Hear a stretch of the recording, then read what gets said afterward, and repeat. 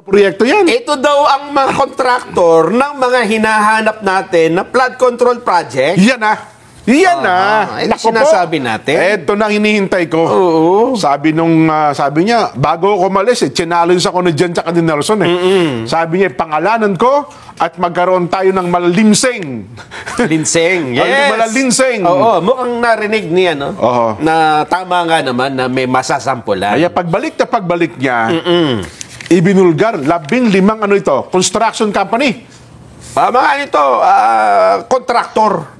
Ayun! Hindi, construction company yan, alam ko kasi mga pangalan Pangalan ng construction company. Pero hindi niya binanggit kung sino-sino mga nasa likod Pero bago natin isa-isahin kung alin yan, may na-discover, kasi di ba pinapa-audit na sa DPWH? Yes, inutos yan nung SONA. Hiningi niya yung mga listahan. Tapos, napatunayan pa na parang, teka muna, bakit ganyan ang nangyari? Sa flood control project, pare-pareho ng plano, pare-pareho ng presyo sa maraming mga lugar. Ba? Parang ibig sabihin, parang nagkokopyahan lang. Pwede bang iparinig natin? Parang mayroon pang ano yung mga mapa na sa likod. Pakinggan natin ang sabi ng Pangulo. Sige nga, namnamin natin. I think these are the provinces with the most projects. And at the same time, here's a list of the top 10 provinces that are most flood prone, that have been assessed to be the most flood prone. I think you will notice they don't necessarily match. This side and that side don't necessarily match. Now, I'm sure there are explanations for that. We will have to study it further. But you would intuitively say that projects, the areas rather, the provinces or regions, whatever you want to do, whatever pinaka-flood prone, yun dapat ang pinakamaraming project. Pero parang hindi tumutugma. Yun. Nakita niya, may listahan ng mga flood-prone area. Okay. Flood-prone provinces. Tapos may listahan ng mga pinakamaraming flood control project. Okay. Pero bakit dun sa mas madalas ba sa bahain? Hindi dun mas marami yung flood control? Yung proyekto? Yun ang sinasabi niya, mismatch. Okay. So pinakita niya flood-prone areas, tapos flood control projects, hindi magkatugma. Dapat kasi number 1, dito, masyadong bahain. Diyan dapat mas maraming proyekto. Nung pinagtugma-tugma, bakit dito sa maraming baha, kokonti ang project? Ito daw po yung 10 probinsang may pinakamaraming proyekto, flood projects, flood control projects. Bulacan, 600. Bahay naman Bulacan di ba? Cebu, 414, Isabela, 341, Pangasinan, 313, Pampanga, 292, Albay, bahay niyan Talbay, 273, Leyte, 262, Tarlac, 258, Camsur, 252, Ilocos Norte, 224. So anong punto? Anong punto yan? Itong 10 probinsya na mayroong pinakamaraming mga proyekto. Ito po ang source na pinabanggit ng Pangulo, National Adaptation Plan of the Philippines 2023 hanggang 2050. Saan to? Top 10 flood-prone provinces. Dapat dyan daw yung... dapat ganyan din yung ano. So dapat dyan inilaan. Yung pagkakasunod-sunod. Pampanga, Nueva Ecija, Pangasinan, Tarlac, Bulacan, Metro Manila, Maguindanao, North Cotabato, Oriental Mindoro, Ilocos Norte. Wala yung Maguindanao. Wala yung North Cotabato. Walang Oriental Mindoro. Yan, yung mga walang project.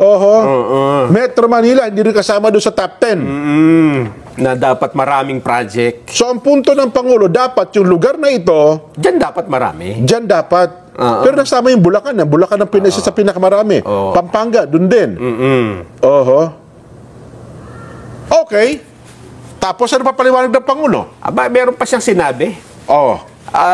Ewan ko lang kung nakuha natin. Ang sabi niya, it is impossible, imposible, for one barangay, even if they are the next barangay, kahit na magkakatabi, to have the exact same project. Ah, okay. To have the exact same amount. So, halimbawa, para barangay A, tsaka magkatabay, mga barangay B. Oo. Parehong-pareho yung proyekto. Ano ba? Parehong tig sa 10 milyon. Okay. Pag tinignan mo ang pagkakagawa ng plano, kung ano gagawin, pareho. Copy-paste. Eto pa, ang makataka-taka. Oh. Pareho din ng kontraktor. Hindi, siguro baka ang kwento hindi, siyempre magkarugtong lang yan, same barangay eh. Kaya magkarugtong lang po yung linya ng tubo. Oh. Buti nga kung magkakalapit eh. Yung magkakalayo, di ba? Yun ang problema. Tapos pare-pareho kayo ng plano. Pare-pareho kayo ng presyo. Kasi yung sa amount, mukhang mahirap nga naman yun, panindigan. Okay. Tapos, yun pang katakataka. Isang kontraktor. Nako. Ano pa paliwanag ng Pangulo? Eto na. Paano tayo nauwi doon sa mga 10 kontraktor, construction company? Then pinakuha niya, sa akin, sino bang may mga kontrata dyan? Ayun. Yan.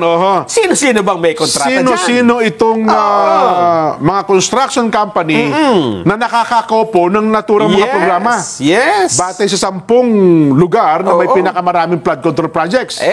Una, Jen, ito naman yung lumabas sa pinakuhang listahan, ha? Oo, tama. Hindi pa naman sinasabi na involved ang mga korporasyong ito sa anomalya o sa anumang katiwalian, ha? Wala pang konklusyon. So para sa ito lang ilumutan. Ito lang. Same contractor, same pare-parehas. Anong pangalan yan? Top 15. Saan tayo magsisimula? Sa top tayo? Pinakamataas. 15 tayo. Pakyat. Pinaka number 15, Road Edge Trading and Development Services. Road Edge. 14, LR Tiki Builders. Maraming proyekto tong Tiki, marami ko nakikita niyan. 13, MG Samidan Construction. Number 12, Wow Builders. Wow. 11, Royal Crown Monarch Construction and Supplies. Okay. Number 10, 888 Construction and Supply. Number 9, High Tone Construction and Development Corporation. Number 8, SunWest Incorporated. Ako, sounds familiar, SunWest. 7, Alam ba kung sino yung SunWest? Sino? Sige, hindi naman sinabi na pang... 7, Centerways Construction and Development Incorporated. 6, Top Notch Catalyst Builders. Number 5, EGB Construction Corporation. Number 4, QM Builders. QM? Number 3, St. Timothy Construction Corporation. Sounds familiar din yan. St. Timothy. Alam mo St. Timothy? Kailan ni Biko ito? Mamaya. Kailan ni Biko? Number 2, Alpha and Omega General Contractor and Development Corporation. At number 1, Legacy Construction Corporation. Nako, sounds familiar din. Meron akong kilalang lehitimong contractor, Nelson, sa probinsya na malayo. Sabi niya, alam mo ba, Jen, 3 sa binanggit ng Pangulo ang pumatay sa hanap buhay namin. Nako po. Kabihan niya mga lehitimo na mga construction company na tagal sa probinsya namin, ang nawalan ng hanap buhay at napunta dito sa construction company hindi namin kilala. Yan, yung mga nabanggit mo. Pumasok. Kasama niya dyan.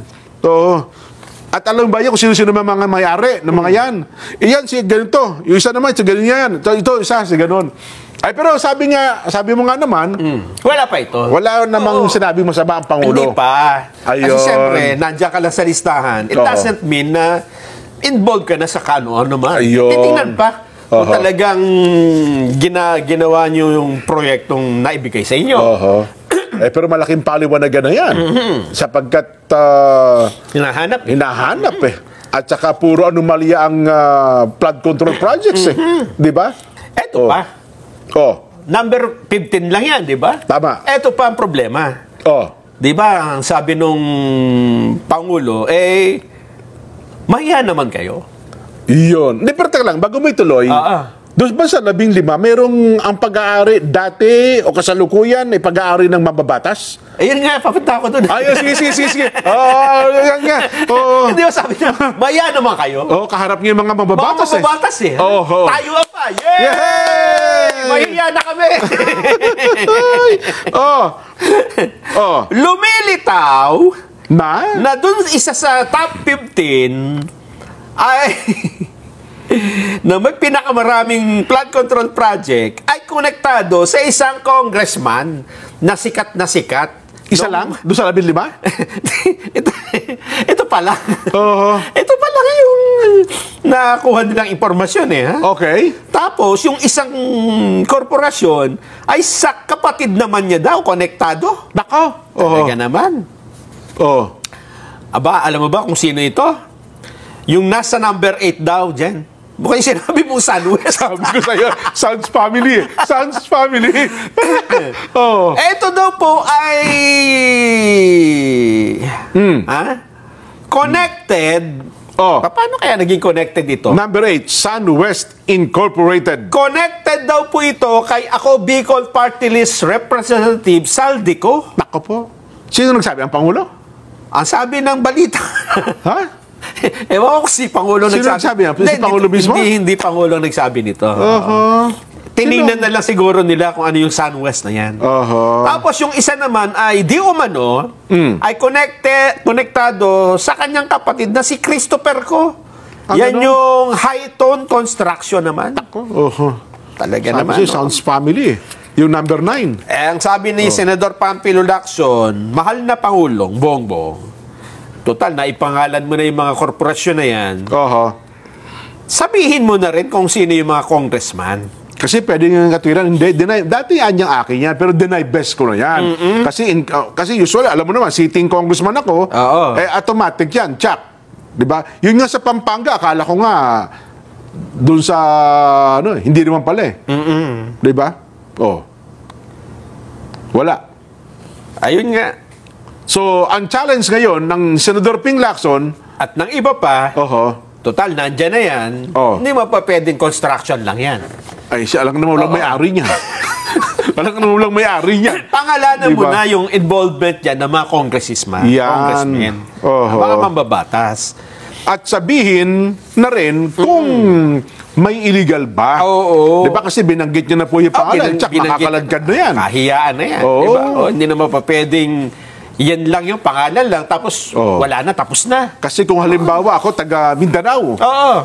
Meron ho tayong malaking proyekto nito. Papagawa tayo ng karsada, 5 kilometro. Ano po ang construction company? Ito po kami, Sunwest. Ayoko na yan, sinabi ng Pangulo eh.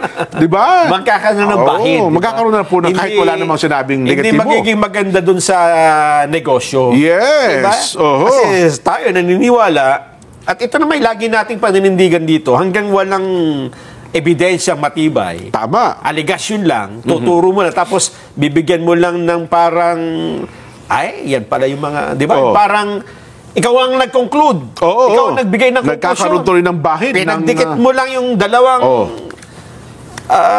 wire, sumabog.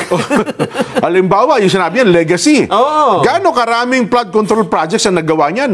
At saka ano kakayahan niya? Bakit nationwide siya nakakagawa? Ang dami, ano? Diba? At yung legacy naman, nung nakita yan, nagsalita naman ng mayor ng Pasig. Nung si legacy pala nandyan. Unang-una, wala pa nga tayong sinasabing yan. Yung ba kanya legacy o yung St. Timothy? Pareho. Sabi ko sa iyo, sounds family. Sounds family. Dalawa. Ang sabi ni Bico Soto, ano ba sabi ni Mayor Bico, nung makita niya yung legacy construction? Nanindig ang kanyang mga balahibo. Mukhang kasi nakalaban niya sa politika. Ang mga nasa likod niya. Napamulagat ang kanyang mga mata. Kinabahan siya kasi ang daming At kanina ay nag-post siya sa kanyang social media post na sabi niya, nag-react siya. Ang sabi niya, Dear Pasigueños, this morning, PBBM presented the top 15 DPWS contractors for flood control projects. You may have noticed that Alpha and Omega is the top 2. Alpha and Omega, yes. And St. Timothy is top 3. Oh, kita mo na? Ito ang karugtong. These companies, along with others, including St. Gerard, Oh. Magkakapamilya yan eh. asan ba yung St. Gerard dito? Wala dyan St. Gerard. Wala sa top 15, ano? Oo. Are all owned and controlled by the Discayas. Yes. Sino ba yung Discayas? Yung nakalaban niyang mayor. Yung nakaraan. Yes. Tumakbong mayor yan. Yung misis. Yung babae. Ay, sabi pa niya, ngayon, unti-unti nang nalalaman ng taong bayan ang buong katotohanan. Yung... Naku po.